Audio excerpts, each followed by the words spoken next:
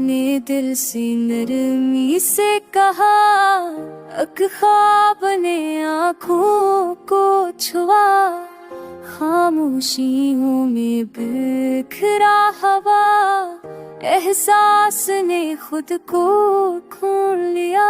सुबह की रोशनी ठहर सी गई, दिल की धड़कन जरा सस्त हुई, यादों के आईने में देख कर रूह ने खुद से बात की। पत्तों की सरगोशी ने बताया, हर मौसम एक पैगाम लाया, खामोश राहों के मोड़ पे दिल ने अपना साया पाया।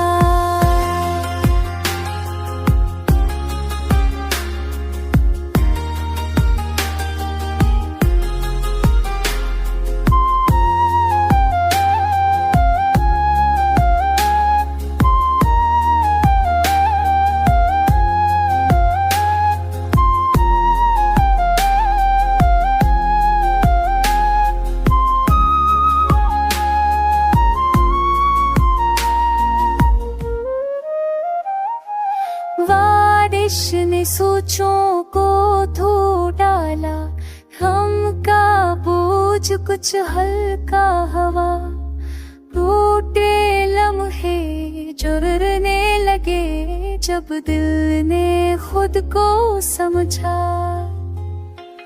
दूरी ने सब्र सिखा दिया, खामोशी ने मानी दे दिए, जो कह न पाना लफ्जों में वो आँखों ने कह दिए।